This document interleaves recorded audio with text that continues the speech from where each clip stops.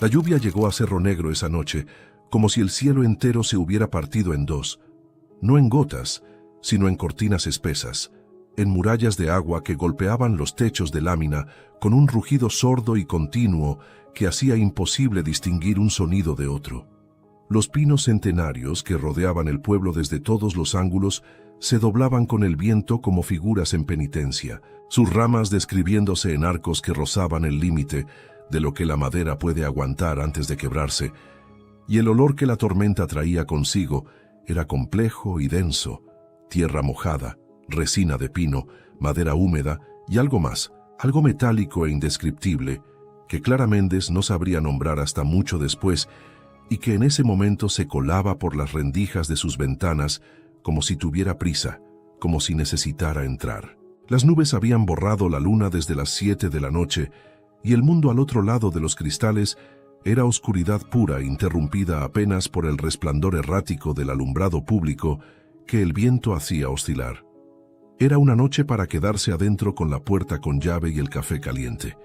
Era una noche para no escuchar nada que viniera de afuera. Y fue exactamente entonces, en ese momento de lluvia que no daba pausa, y viento que doblaba los árboles hasta casi tocar el suelo, cuando Clara escuchó el quejido. No fue un quejido de animal. Aunque Clara había escuchado miles de ellos a lo largo de 10 años de trabajo con fauna silvestre y habría reconocido la diferencia con los ojos cerrados.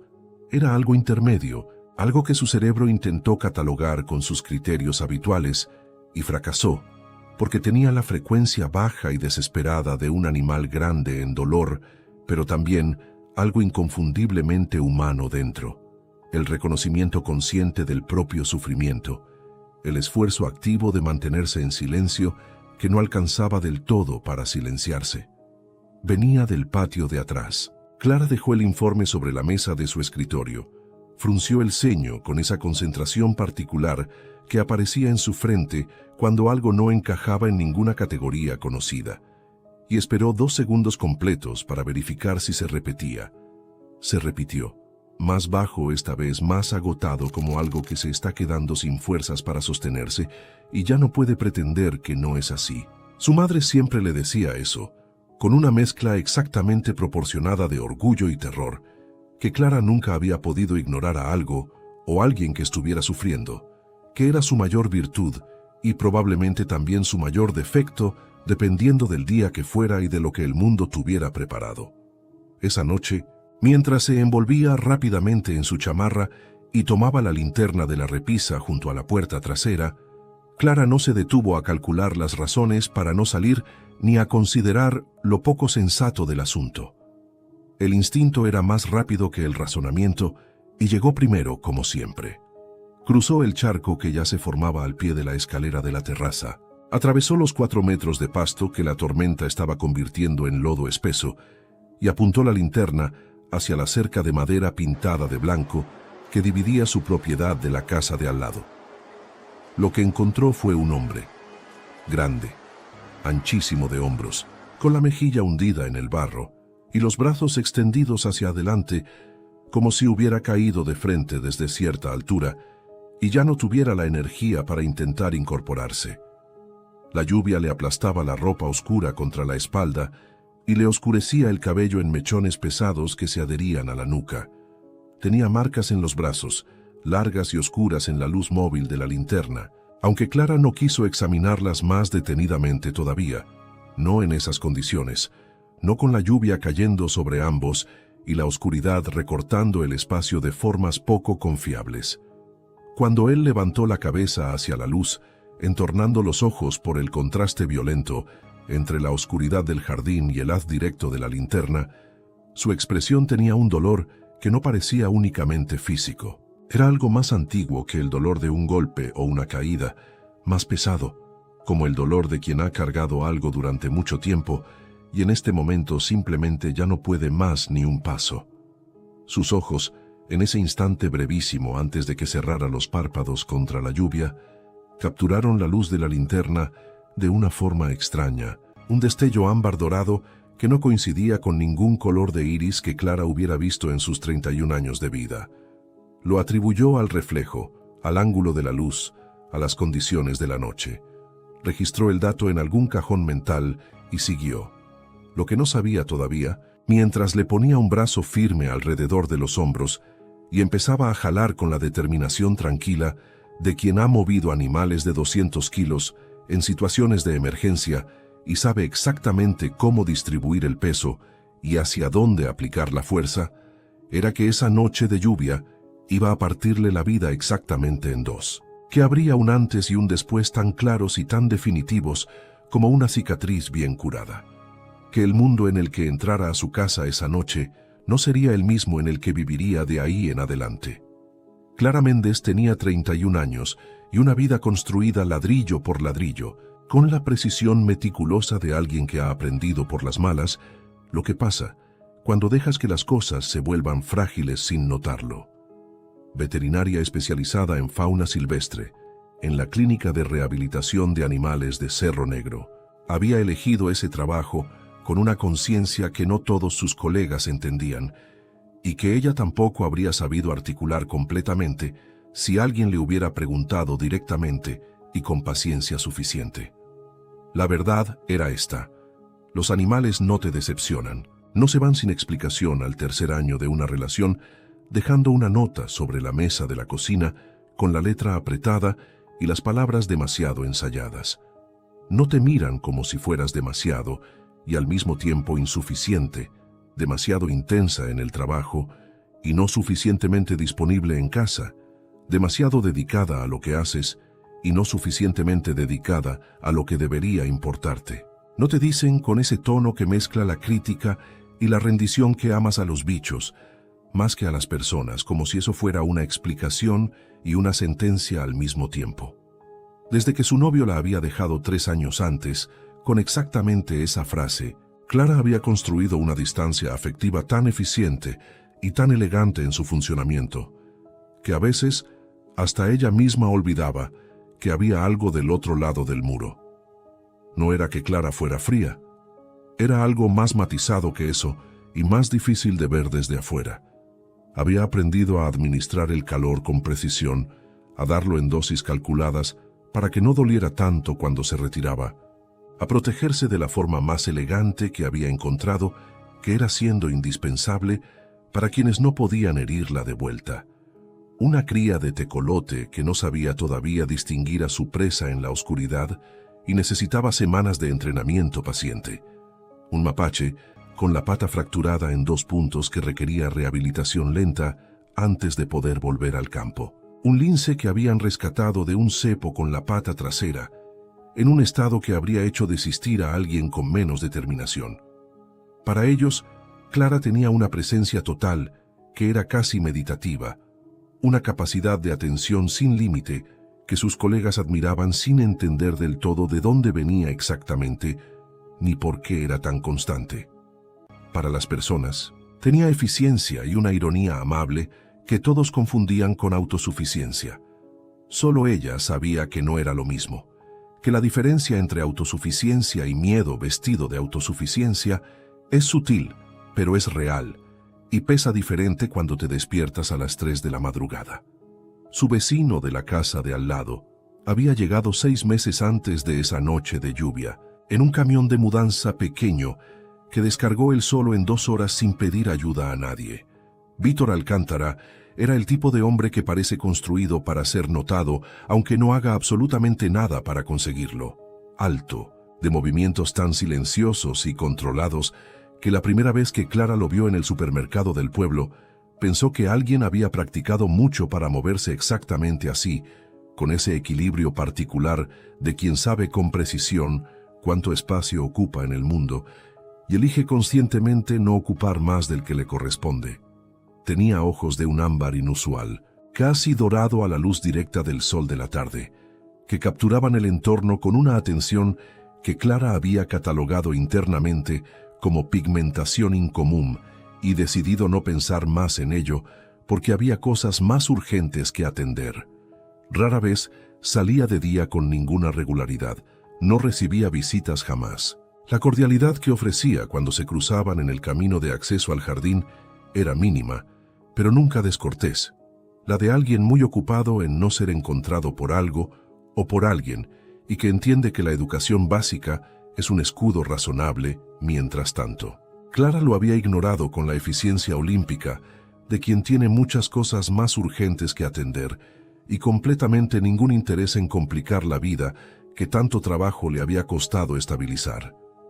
Hasta esa noche de lluvia, hasta ese quejido bajo y desesperado que su instinto reconoció antes que su razonamiento tuviera tiempo de opinar. Lo instaló en el cuarto de hóspedes con la misma metodología con la que habría manejado un animal herido de tamaño considerable que todavía puede representar un riesgo. Verificar primero que no fuera un peligro inmediato para sí mismo ni para ella. Asegurarse de que la respiración fuera regular y estable. Evaluar el daño visible antes de intentar cualquier movimiento brusco que pudiera empeorar algo que todavía no entendía.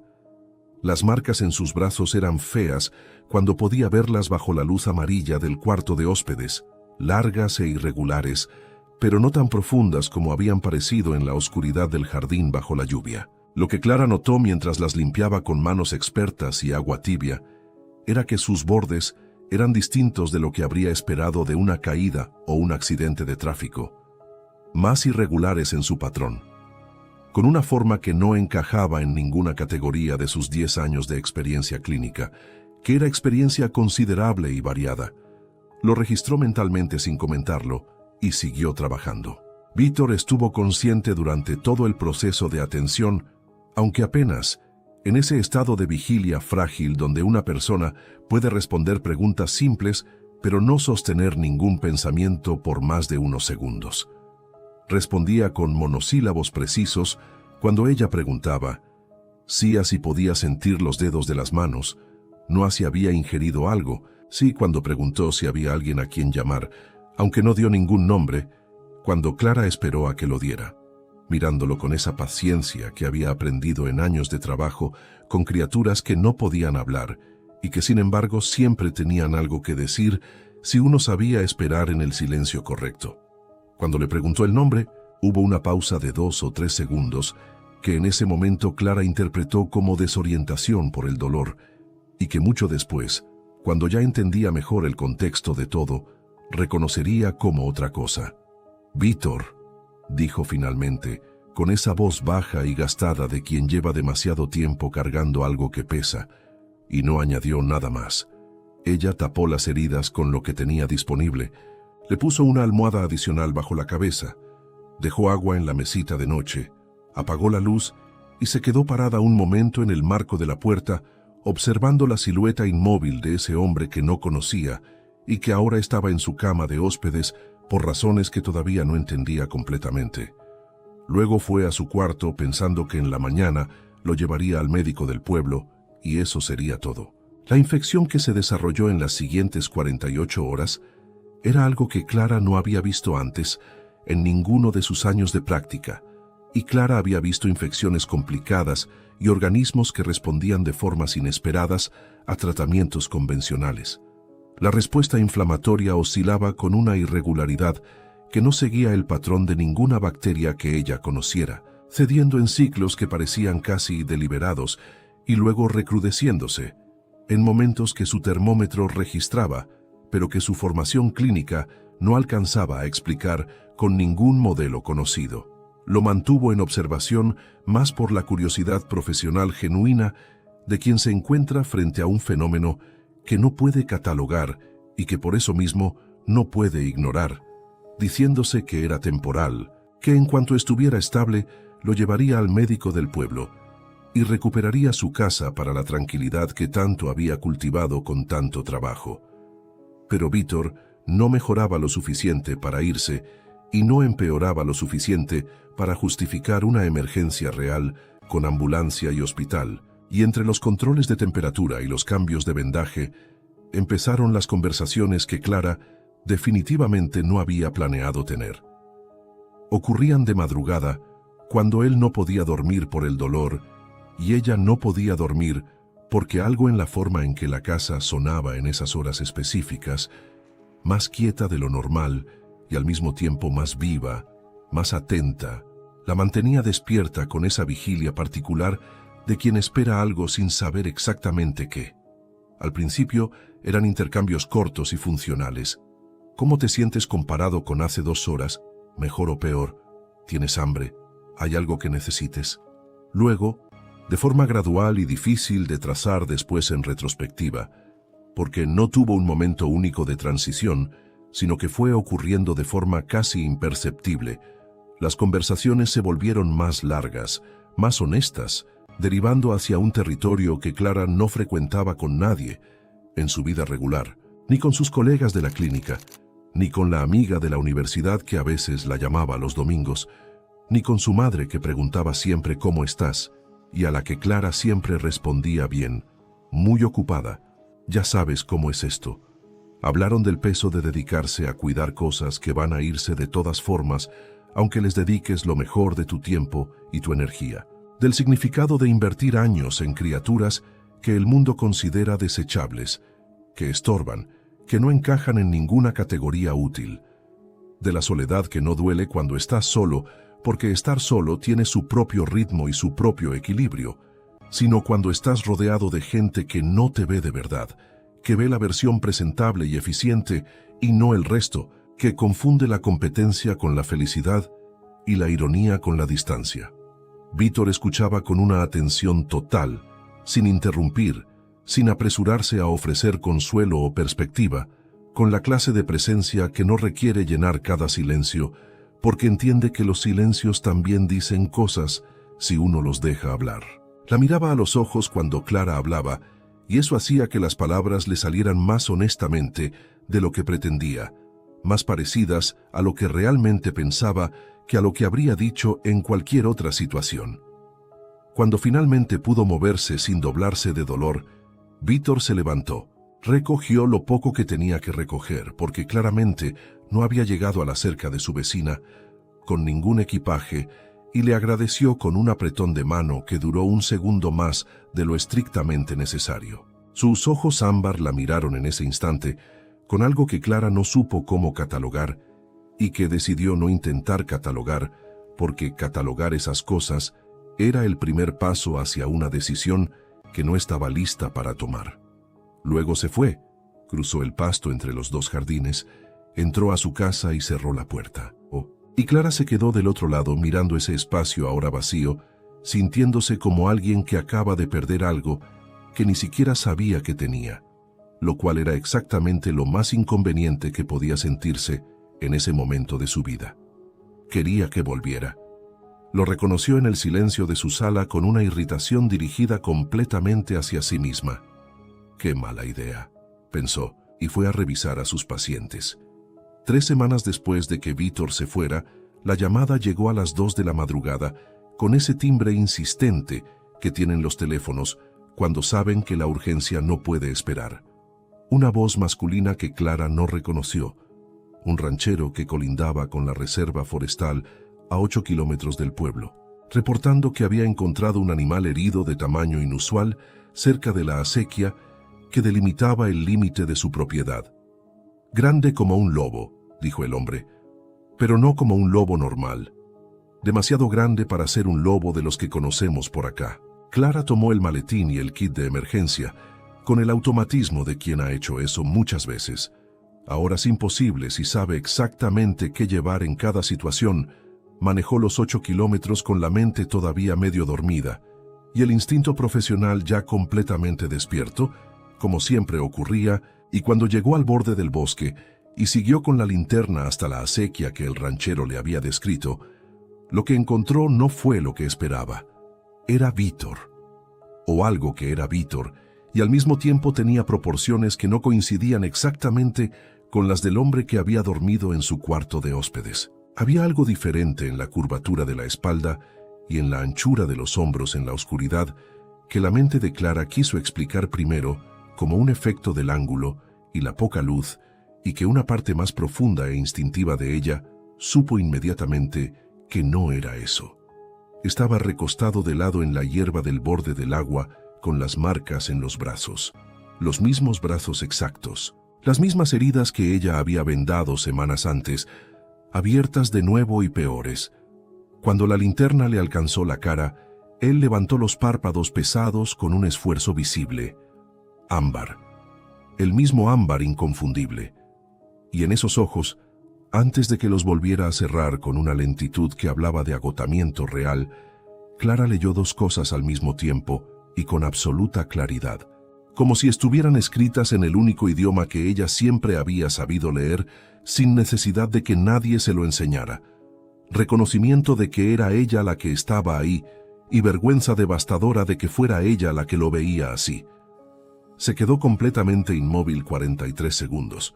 Contó después cuando tuvo el tiempo y la calma para hacerlo, porque necesitaba anclar el cerebro en algo concreto, mientras toda su comprensión del mundo se reorganizaba como un edificio al que alguien demuele muro por muro y vuelve a construir en una configuración completamente nueva que no existía antes.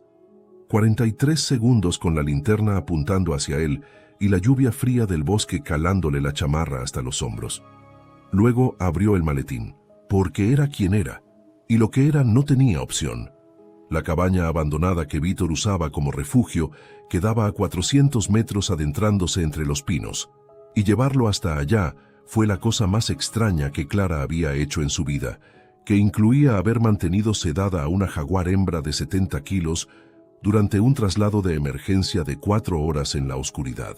Cuando Vítor estuvo lo suficientemente estabilizado en la cabaña, cuando la respiración se regularizó en algo que sonaba como debería sonar, y el color volvió gradualmente a sus mejillas, abrió los ojos y la buscó con la mirada, con la expresión de alguien que espera ser abandonado en algún momento cercano y genuinamente no sabe cómo procesar no serlo.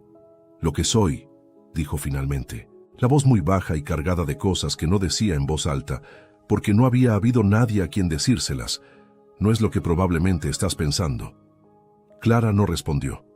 Siguió revisando las heridas con la misma concentración clínica con la que habría atendido a cualquier paciente que requiriera su atención máxima, porque necesitaba hacer algo con las manos mientras su cerebro terminaba de reorganizarse y encontraba el lugar correcto para la nueva información. Vítor habló durante horas aquella noche, con interrupciones por la fiebre que todavía le hacía perder el hilo de las frases a media, en fragmentos que Clara fue juntando con la paciencia de quien arma un expediente clínico, de algo que no existe en ningún manual. No era una maldición. Lo repitió más de una vez como si esa distinción específica fuera importante, y para él lo era. No una maldición de cuentos de miedo, sino una condición heredada, genética, en un sentido que la biología convencional todavía no tenía herramientas para catalogar correctamente, aunque los datos estuvieran ahí para quien supiera mirar. Transmitida de generación en generación en su familia, desde antes de que hubiera registros escritos de ninguna clase en ningún idioma, con reglas propias, con ciclos que había aprendido a manejar con años de práctica y de errores y de aprendizaje, hasta volverse casi perfectamente funcional, excepto cuando algo lo desestabilizaba en un nivel que su sistema no podía compensar solo. Una infección que su organismo procesaba de forma diferente, un estrés extremo sostenido, un peligro que el cuerpo reconociera como amenaza real e inminente.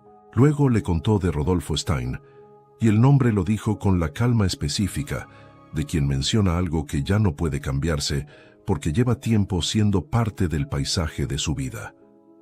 Stein era un ex investigador con entrenamiento militar que había perdido a su hermano en un incidente que involucraba a alguien con la misma condición que Vítor, muchos años atrás, en circunstancias que Vítor conocía de segunda mano y que no defendía, aunque tampoco era capaz de explicarlas del todo.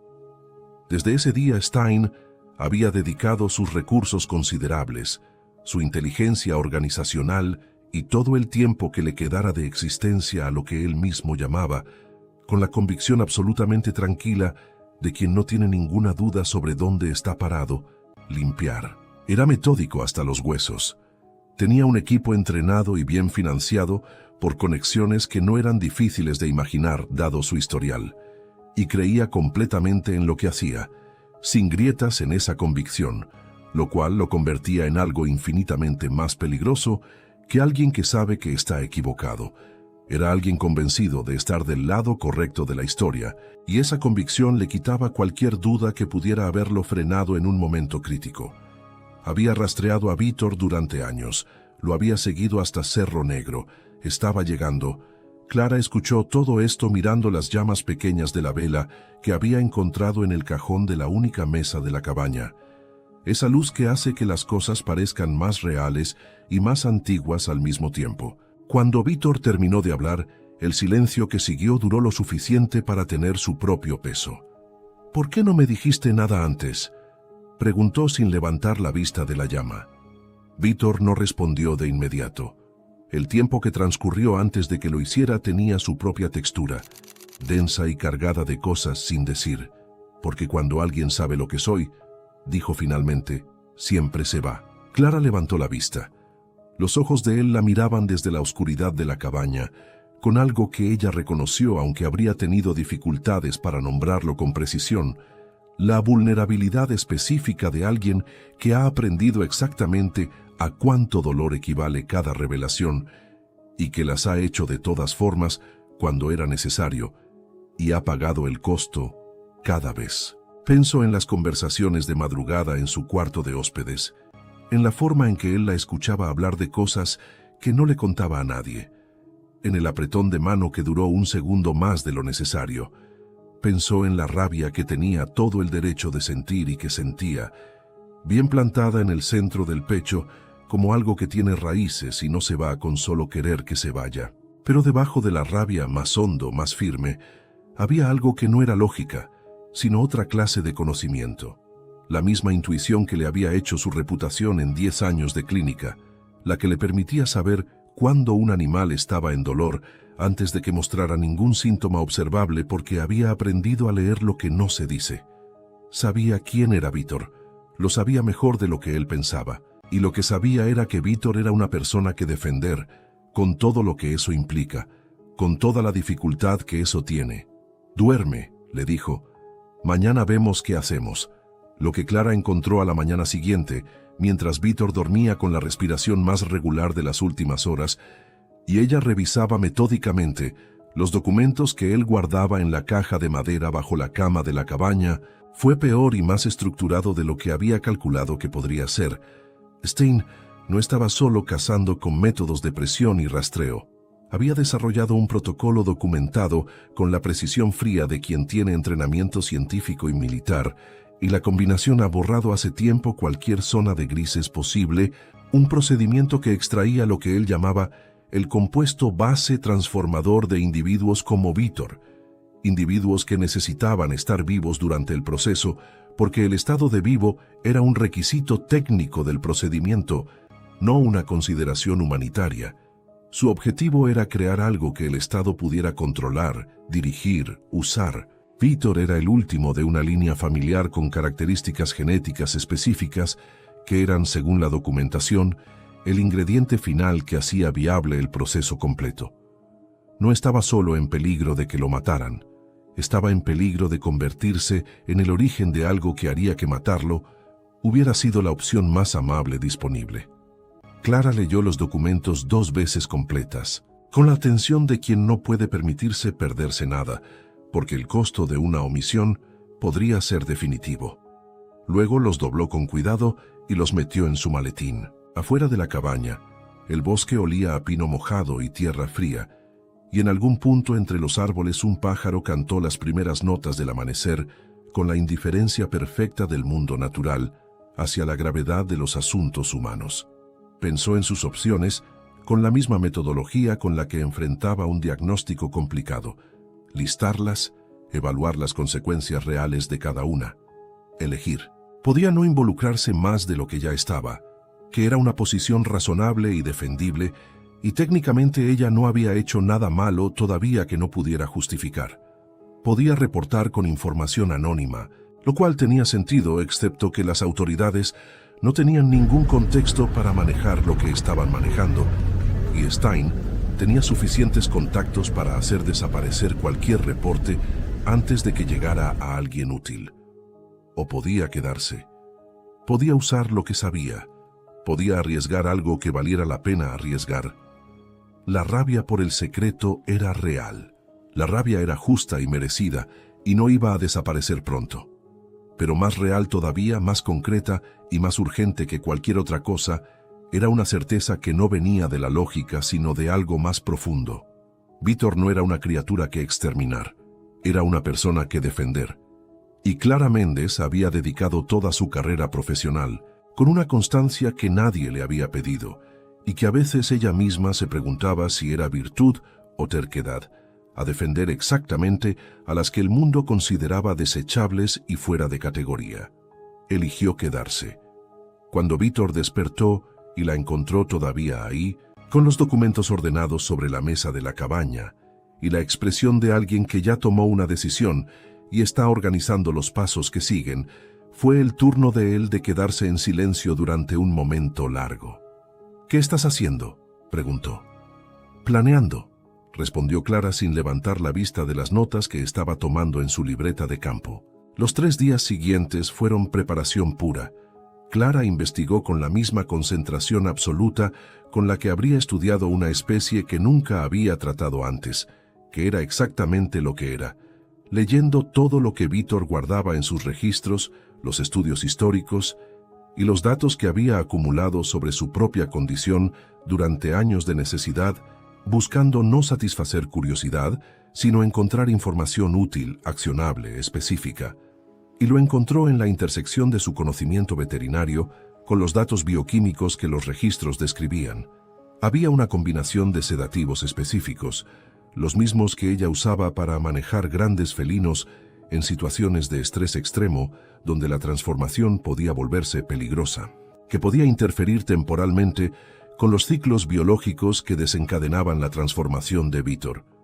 Calcular la dosis correcta para su peso y metabolismo específico requería extrapolación cuidadosa y ajuste fino, y el margen de error era lo suficientemente estrecho para que Clara lo revisara más de 20 veces antes de estar satisfecha de haber llegado al número correcto. Pero era posible. Era el único plan que tenía y lo perfeccionó hasta que fue todo lo bueno que podía ser. Y necesitaban que fuera bueno, porque Stein y su equipo llegaron antes de lo que cualquiera de los dos había calculado. La noche que llegaron era de luna creciente, el momento más difícil del ciclo para el cuerpo de Vítor, el que hacía la transformación más urgente e insistente en su biología. Clara lo supo antes de que él dijera una palabra porque lo vio. Por la forma en que de repente se detuvo en medio de una frase en la clínica y se quedó completamente quieto mirando hacia la ventana con todos los sentidos orientados hacia afuera, como un animal que detecta algo en el cambio del viento que los humanos no alcanzamos a percibir. «Están aquí», dijo, y en su voz había algo que Clara reconoció como la calma particular que llega cuando algo que has temido por mucho tiempo finalmente se materializa y el miedo encuentra por fin a dónde ir y se convierte en acción. Los encontraron en la clínica porque Stein era metódico y tenía sus métodos de rastreo. Había buscado los registros del pueblo. Había encontrado la clínica de rehabilitación a las afueras. Había calculado que sería el lugar más aislado y con más espacio disponible. Llegaron 4 hombres silenciosos y organizados en el silencio de quien ha ejecutado operaciones similares antes y sabe cómo hacerlo sin ruido innecesario. Y Stein llegó último, como corresponde a quien dirige en vez de ejecutar. Era un hombre de unos 50 años, pelo gris muy corto, con la postura segura y la mirada directa de alguien acostumbrado a tener autoridad y a actuar en consecuencia, y había en su expresión, cuando vio a Clara parada junto a Vítor en la sala de recuperación, algo que no era crueldad exactamente, sino algo más difícil de enfrentar. Convicción absoluta y genuino, lamento de que ella estuviera involucrada, porque eso complicaba un plan que en su cabeza debería ser simple. «¿Usted también está en esto?», preguntó, y su tono era el de un hombre que lamentaría de verdad tener que ampliar el alcance de lo que había venido a hacer. Clara lo miró directamente a los ojos sin desviar la mirada. El miedo estaba ahí con toda su presencia física, frío en el estómago, temblor casi imperceptible en las manos que tuvo que contener de forma activa y consciente. Pero más grande que el miedo estaba la determinación que había descubierto en sí misma en los días de preparación. esa cosa que no había tenido nombre claro hasta que lo necesitó, y que ahora sabía que se llama coraje, aunque no se parece en nada a lo que uno se imagina cuando piensa en esa palabra. El coraje no es la ausencia del miedo. Es la decisión de actuar a pesar de él, con él completamente presente, llevándolo como una maleta que no puedes dejar en ninguna estación, y que aprendes a cargar de todas formas porque el destino vale el esfuerzo. «Soy veterinaria», respondió con exactamente la misma voz que usaba para convencer a los grandes felinos sedados de que el traslado iba a estar bien. «Y soy muy buena en mi trabajo». Los hombres de Stein avanzaron, y fue entonces cuando Clara hizo la cosa más arriesgada que había hecho en 31 años de vida. La jeringa llevaba 2 horas preparada en su bolsillo, la dosis calculada al miligramo exacto para el peso y el metabolismo de Vítor, ajustada y revisada más veces de las estrictamente necesarias, porque la ansiedad encuentra sus propias formas de expresarse, aunque la mano que trabaja esté firme. Vítor la miró cuando ella la sacó. Sus ojos ámbar ya con ese borde dorado intenso, que se intensificaba cuando el ciclo empezaba a reclamar con urgencia lo que su biología consideraba necesario, cuando el cuerpo empezaba a querer ser otra cosa y la voluntad tenía que trabajar contra una corriente cada vez más fuerte para mantenerse en un lado. «No tienes que hacer esto», murmuró, su voz más baja de lo normal y más esforzada, la de alguien que le cuesta mantener el hilo de la frase. Clara puso la mano sobre su brazo con una presión que era a la vez instrucción de no moverse y algo más difícil de nombrar, algo que no era solo clínico. «Sé que no tengo que hacerlo», respondió. «Por eso lo hago». La aguja entró limpia y directa. La sustancia actuó en 40 segundos, que Clara contó internamente, cada uno con su propio peso específico. La tensión en los hombros de Vítor se fue primero. Esa tensión constante de quien lleva tiempo resistiendo algo que viene desde adentro. Una relajación que comenzó en la base del cuello y se extendió hacia abajo como la ola de un mar que por fin recibe permiso de calmarse. El borde dorado en sus ojos se atenuó gradualmente, como una llama a la que alguien reduce el combustible sin apagarla del todo, dejando la luz sin la urgencia. Respiró largo y profundo y cerró los ojos con la expresión de alguien que lleva mucho tiempo peleando contra una corriente y de pronto le dan permiso de flotar un momento. Se apoyó en la camilla con la postura de quien ya no necesita sostener nada por un rato. Sus manos, que habían estado tensas con el esfuerzo de mantenerse, se abrieron. Clara se giró hacia Stein. En la camilla había un hombre que dormía con la regularidad tranquila de la serenidad. No una criatura que justificara lo que Stein había venido a hacer, ni lo que pretendía llevar a cabo. Los hombres de Stein se habían detenido. Stein los miraba a los dos, calculando con la frialdad de quien ejecuta múltiples evaluaciones simultáneas. Clara lo miró directamente a los ojos y habló con la calma de alguien que ha tenido miedo toda la noche y ya está del otro lado, en ese territorio extraño donde el miedo ya hizo su trabajo y lo que queda es claridad pura. «Tengo documentación de todo», dijo. «Sus métodos, sus procedimientos ilegales documentados, los desaparecidos de los últimos 4 años que están vinculados a su operación. Todo fue enviado esta tarde a 3 periodistas de investigación especializados y a 2 agencias federales. Tienen instrucciones de proceder si no reciben confirmación de mi número en las próximas 6 horas». Stein no se movió durante un momento, que fue más largo de lo cómodo. Sus ojos evaluaban. Buscaban el bluff en la postura, en la mirada, en cualquier grieta que pudiera existir. No encontraron ninguno porque no había ninguno. Clara había pasado parte de la tarde enviando exactamente lo que dijo que envió, con exactamente las instrucciones que describió. Stein era un hombre convencido de estar del lado correcto de la historia. Eso era lo que lo hacía peligroso, pero la convicción no borraba la inteligencia ni cancelaba la capacidad de calcular. Era un hombre que evaluaba situaciones, y los números de esa noche no le salían favorables por ningún ángulo que mirara. Dio un paso atrás, luego otro. Una señal breve a sus hombres que Clara no habría sabido leer en otro contexto, pero cuyos efectos entendió inmediatamente. Los cuatro empezaron a retirarse hacia la salida con el mismo silencio organizado con el que habían entrado. Stein la miró una última vez desde el umbral, con la expresión de alguien que ha perdido una confrontación específica, pero que no tiene ninguna intención de considerar el asunto cerrado, y luego desapareció en la noche del bosque. Clara esperó sin moverse hasta que el sonido de sus vehículos se alejó por completo por la carretera, y no quedó más que el silencio habitual del bosque y el suave rumor del equipo médico en el cuarto contiguo. Luego se sentó en el suelo con la espalda apoyada en la camilla, donde Vítor dormía. Enterró la cara entre las rodillas y se permitió temblar por el tiempo que necesitó temblar. Afuera el bosque retomó su silencio habitual, como si nada hubiera interrumpido la noche, que era la actitud habitual del bosque hacia los asuntos de las personas. Indiferente, continuo, antiguo. Clara respiró una vez larga y se quedó ahí, en ese suelo frío, escuchando el ritmo de la respiración de Vítor sobre ella, regular y profunda, y algo que había estado apretado en el centro del pecho durante días, empezó, muy despacio, a aflojarse.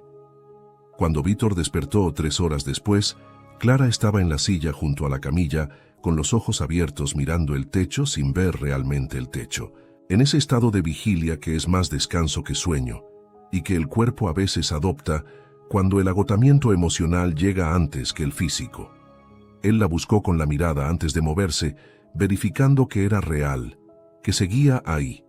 ¿Se fueron?, preguntó. Se fueron, confirmó ella. ¿Cómo? Y ella le explicó sin omitir nada. El plan, la documentación, las agencias, el cálculo de que Stein era un hombre inteligente además de convencido, y que eso lo haría retroceder cuando los números no le salieran favorables por ningún lado. Vítor la escuchó en silencio total hasta el final. Cuando ella terminó de hablar, el silencio se extendió un momento más antes de que él dijera, con una voz que tenía algo diferente de todas las veces anteriores que le había hablado, algo más sin la capa de protección. ¿Por qué? No te lo pregunto por los métodos, añadió antes de que ella pudiera responder, su mirada buscando la de ella con una directness que era también vulnerabilidad. Te lo pregunto por la decisión en sí. Clara lo pensó un momento honesto. Porque cuando evalúas a un paciente, dijo finalmente, no te vas porque el diagnóstico sea complicado. Te quedas exactamente por eso. Hizo una pausa. Y también porque te conozco, mejor de lo que crees que te conozco. Lo supe desde las primeras conversaciones. Vítor la miraba. Sus ojos ámbar en la luz blanca de la clínica tenían algo que no les había visto en ninguno de los momentos anteriores de su historia juntos. Algo que no era gratitud exactamente, porque la gratitud tiene un componente de deuda, y esto no tenía eso. Era más simple y más frágil que la gratitud. Era la expresión de alguien que acaba de entender que puede ser conocido de verdad, completamente, incluidas las partes más difíciles y no convertirse en cenizas por eso. Extendió la mano. Clara la tomó, y este apretón fue completamente diferente al primero. No era el apretón de alguien que se va, era el de alguien que acaba de elegir quedarse. Lo que siguió fue lento y honesto en partes iguales, construido con la paciencia de 2 personas que ya se habían visto en sus versiones más difíciles, y habían elegido con los ojos abiertos y sin prisa no desviar la mirada. Stein desapareció de sus operaciones en la región antes del plazo que Clara había dado, con la investigación federal siguiéndole el rastro de cerca gracias a la documentación que ella había preparado y con los periodistas publicando lo suficiente para hacer costosa cualquier presencia pública. El peligro inmediato se fue retirando como se retira una tormenta, despacio, dejando el aire más limpio y la visión más clara. Vítor se quedó en Cerro Negro, no porque necesitara seguir escondido, sino porque esa fue su elección, consciente y renovada cada día. Y esa diferencia lo cambiaba todo en la forma en que él habitaba el espacio, en la forma en que saludaba a los vecinos que poco a poco empezaron a conocerlo por nombre, en la forma en que caminaba por el camino de tierra frente a la clínica, sin ese peso de quien está siempre a punto de necesitar desaparecer. Empezó a salir de día con regularidad. Aceptó una invitación a la reunión mensual de los vecinos de la calle, aunque llegó tarde y se fue temprano. Y Clara lo vio al día siguiente y le preguntó cómo había estado, y él respondió raro pero no tan malo como pensaba, que era un avance considerable para alguien que había pasado años evitando exactamente ese tipo de situaciones. La relación entre ellos se construyó esta vez sin secretos y con la incomodidad necesaria de dos adultos que ya se habían visto en sus momentos menos presentables y habían tomado la decisión de quedarse de todas formas. Conversaron sobre las cosas que Víctor había callado durante años, porque no había habido nadie a quien contárselas. El cansancio de vivir dividido entre lo que eres y lo que el mundo puede manejar saber que eres. Conversaron sobre lo que Clara había descubierto en sí misma durante esos días de preparación, que la autosuficiencia que había cultivado tan cuidadosamente durante 3 años era en gran medida miedo muy bien organizado, y que reconocer eso no la hacía menos fuerte sino más honesta, que son cosas diferentes, aunque a veces se confundan. Retomó el contacto con su amiga de la universidad, a la que había ido dejando de contestar gradualmente durante los años del blindaje. Aceptó invitaciones que en otra época habría declinado con excusas perfectamente razonables. Cosas pequeñas, pero las cosas pequeñas son las que cambian la arquitectura de una vida cuando se acumulan con constancia. El lince que habían admitido aquella misma semana se recuperó completamente y fue liberado en la reserva un mes después, en una ceremonia sin palabras con el amanecer todavía frío entre los pinos. Víctor estuvo presente. Miraron al animal alejarse entre los árboles con el paso seguro de quien ya no necesita que nadie lo lleve. Y cuando el lince desapareció en la vegetación y el bosque volvió a su silencio habitual, Víctor se giró y sonrió. Esa sonrisa escasa y precisa que solo daba cuando el momento la merecía de verdad. Una mañana de sábado sin ninguna característica especial. Clara estaba en la terraza de su casa con el café cuando Víctor salió de la casa de al lado y cruzó el pasto entre los dos jardines, los mismos 4 metros que ella había cruzado en dirección opuesta con una linterna en la mano la noche que lo encontró en el lodo. Se sentó en la silla junto a ella sin decir nada, con esa naturalidad de quien llega a un lugar donde sabe que tiene sitio. Ella le ofreció la taza. Él tomó un sorbo y se la devolvió. El pino del fondo del jardín olía a resina fresca, y el arroyo que se escuchaba desde allá abajo corría con ese sonido continuo y tranquilo de cuando tiene suficiente agua y no necesita apresurarse.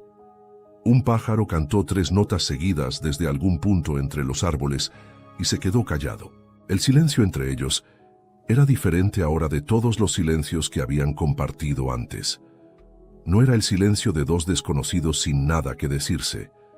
No era el silencio tenso de 2 personas que cuidan secretos. Era el silencio tranquilo de 2 personas que no necesitan llenar el espacio para confirmar que están presentes el uno para el otro. El tipo de silencio más difícil de construir y el más valioso cuando existe, porque no puede fingirse. Ese. Clara pensó en todo lo que había creído entender sobre cuidar antes de esa primera noche de lluvia. Había creído que cuidar era la forma más elegante de estar cerca de algo sin arriesgar nada de lo que realmente importaba. Que si uno se dedicaba con toda su energía a criaturas que no podían decepcionarte de las mismas formas devastadoras en que las personas decepcionan, entonces uno estaba a salvo de las peores cosas. Lo que había aprendido en estos meses era más complicado y más verdadero que eso.